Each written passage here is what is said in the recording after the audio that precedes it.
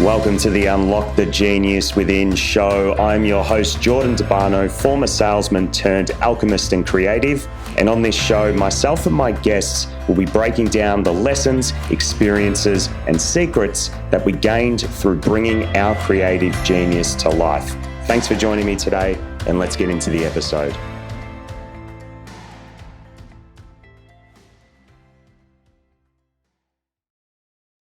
Welcome back to Unlock the Genius Within. I am your host, Jordan DeBarno, and it is a gloomy, rainy Thursday morning here in Melbourne. But I'm excited to be here because I got up this morning and a podcast idea had dropped in, and I'm in the not knowing of what I'm actually going to talk about today, but I can see what I'm going to talk about, so I'm making this up as I go. As you all know, the format for this podcast now is to reflect, share experiences as much as I can, so it inspires you guys to embrace your genius, your sense of natural leadership, whether that be in business, in your career, as an artist. I am here for whatever your heart wants to express. You know, my week's been interesting. I had I had a session with my coach yesterday morning, and we worked on one of my choices. Now, for those of you that don't know what I mean when I say choices in my line of coaching, they are statements that we make every single day that anchor us into our superconscious. And the way that we obviously receive these choices is there's a special meditation that I guide my clients through, that my coach guides me through. We do it once every 8 to 10 months, sometimes a year, but usually 8 to 10 months. We receive what our heart is wanting to create, so what my heart wants to create, or when I do it for my clients, what they want to create. And there's about usually 11 different themes, 11 different areas of life that we're wanting to create. So for me, I've got like a writing choice, I've got a coaching choice, I've got a music choice, a travel choice. I've got all kinds of choices. And these choices, we create a statement that reflects the superconscious end result that we saw in this meditation. So we receive this from our higher consciousness, we see the full vision, and then we go about creating these statements. Now, one of the foundational choices that we make every day is we choose to live our true nature and purpose. And yesterday, when I was getting coached, my coach is like, it's time that we revisit this choice and we do a reading on it, and we get you really anchored into the vision. And my goodness, guys, like the change that I'm feeling as a result of doing that session is huge. I actually feel like, as cliche as this may sound, if you're from the conscious community, I can actually feel my heart now. Like it sounds so dramatic, right? But it's true. Like after that session, just jumping into the circle meditations that are the foundation for my coaching and for the coaching that I take part in, and seeing the super conscious view of my essence and my purpose. Like I've been walking around so present, like with very little thoughts. Like I've had thoughts, of course, like I'm not just blank up here, but the last 24 hours have just been, it's been so quiet. I'm not going to say peaceful and calm, like I've been doing things, but the heart, like I can feel it, feels like it's open, and I want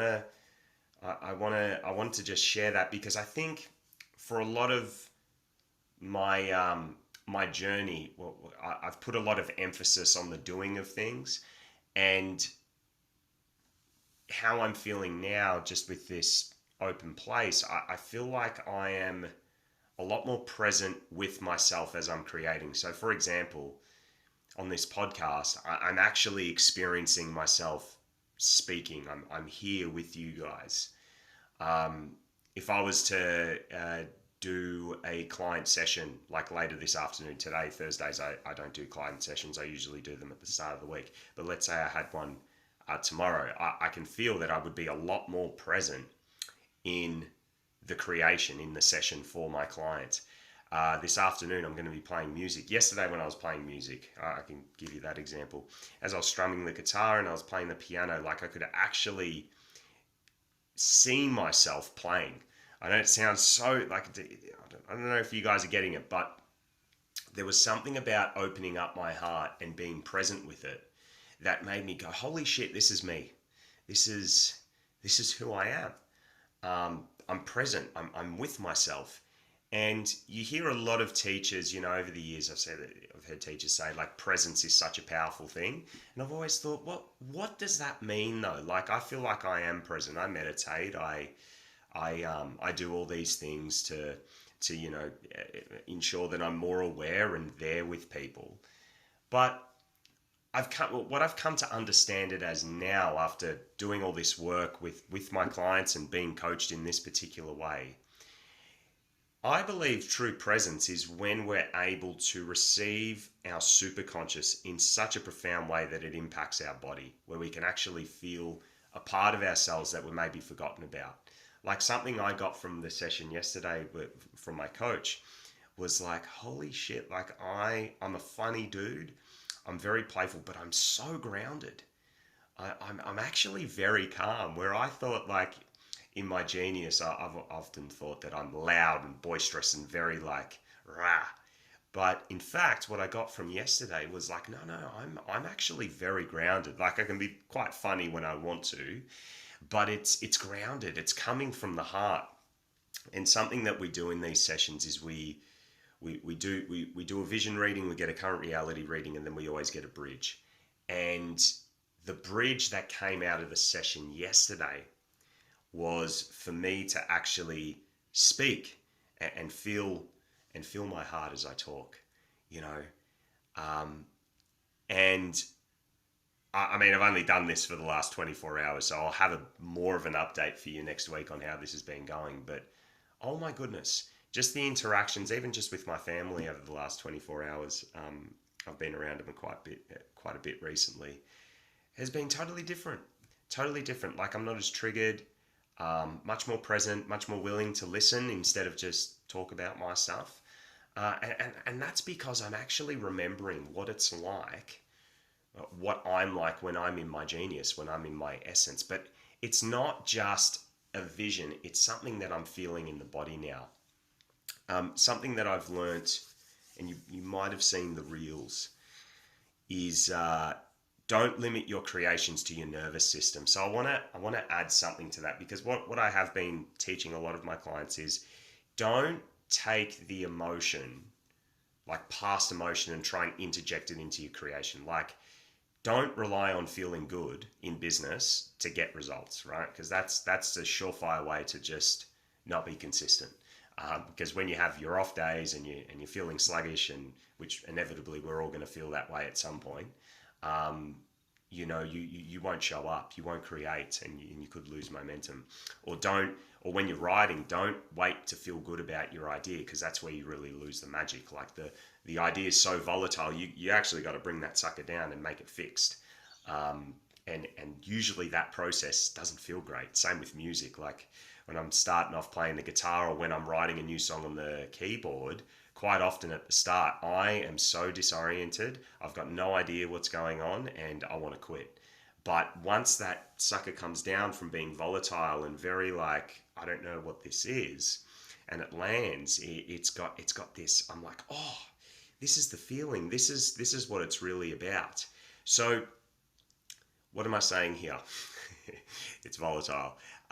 We don't want to rely on past emotions when we're creating, but we do want to bring down what we're getting from our superconscious, from our genius. We want to bring that idea down, create, and eventually that feeling of the idea lands in the body.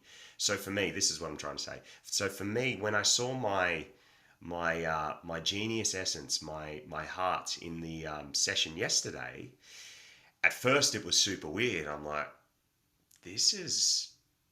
I don't know how I feel about what I'm seeing here. I just saw myself being really relaxed, very open, like I could connect with people very easily. And I just thought, okay, I don't need to feel good about this. I'm just going to lean into this vision and act as if I know it. And as I said, the last 24 hours have just been such a grounding process where I really feel like I'm here. I got both feet on the ground. I can feel my heart. Like as I'm talking to you guys now, I can really feel it. And that process, that only happened because I followed the airy fairy vision and just had faith. If I just lean into this and I just continue to lean into this vision and ask myself, okay, what's obvious about this? How do I feel when I'm in this vision? How am I walking? Like what's my aura? What's my vibe? And again, I didn't know how this was going to happen, but naturally, the more I just lent into it and danced with it almost, it landed in the body, and I'm like, oh fuck, like okay, I'm starting to understand this, and this is going to be a journey for the rest of my life, leaning into this. But yesterday, it really, man, did it really get unlocked? And my coach was saying, watch your music, your business, and your writing go to a whole other level now because you're in touch with your essence. The other thing that I want to suggest, this just came in now. For a long time, I thought I needed to heal the ego and release the ego to find this part of myself, to find like this authenticity. And you hear a lot, like for years, I've heard people say, be authentic, don't wear a mask. And, I did a lot of hypnotherapy and hypnosis and DeMartini methods and all kinds of things to unlock my authenticity and to just be more powerful in my career and whatever I've been creating. And the thing is, when you jump into the coaching that I do, you actually learn that that's all in the unconscious mind, and it is a separate place in your consciousness. It's not the same as your genius. The genius part of you is actually very different. It's got a separate land. Picture you're playing in Melbourne, you're playing footy in Melbourne, you're at the MCG, then you go up to Sydney and you're at the SCG. The SCG is the unconscious and the MCG is the superconscious, right? I purposely set it up that way because I'm a Melbourneite and the MCG rocks, right? But anyhow, imagine it that way. You leave the SCG to get to the MCG. You don't fix the SCG into the MCG. You just can't do that. They're in two separate states and two different stadiums. And that has been such a huge realization for me that I've carried for the last few years, is that I don't need to go through and break through my ego. I just need to leave it alone and tap into this superconscious part of myself because it's so powerful. It's so powerful, guys. It has answers. It has wisdom for me to find my heart, to come back home to my heart. And that has been such a journey. And yesterday, I feel like it really got amplified. Not as just what's the heart of my business? What's the heart of my writing? How do I sing or play the piano when I'm in my superconscious? Yesterday, it was like, who is Jordan at his core, in his essence, when he's in his genius? Like, what does that feel like? It just went to a whole other level. And I think this is where a true state of influence is cultivated. Like, again, I haven't been on sales calls just yet or gone out to meetings or ran client sessions after yesterday, but they're coming up soon, and I cannot wait to share what I find as a result, because the feeling I have now, like creating from this place, it's so vastly different, right? Compared to before. Before it felt like, yeah, lots of knowledge, lots of great insights, but yeah, I felt like it was still coming from here to a degree. And yesterday, like, there was just this opening. There was leaving a part of what I had logically made up was my genius, like my heart, as like a state, like I'm boisterous and la la la, and really in your face. That's just me, right? But after yesterday, it's like, oh no, what I saw there was so different. I've still got all that, but it's grounded. It's power. its power, and just following that has really, yeah, it's alchemized something for me, transformed something for me, I should say. Well, they're both the same words, but let me use more known language. So that's all I wanted to speak about today, guys. The power. I feel like I'm going to title this "The Power of an Open Heart," because it's so easy to just go, yeah, that stuff doesn't matter. But really, when you feel it, things shift. You don't like. I can't see even my hometown where I was born. Like I'm here right now. I can't. Like I don't see it the same way. I'm smelling differently. I'm seeing things differently. I'm hearing people differently, and it's because I'm here, right?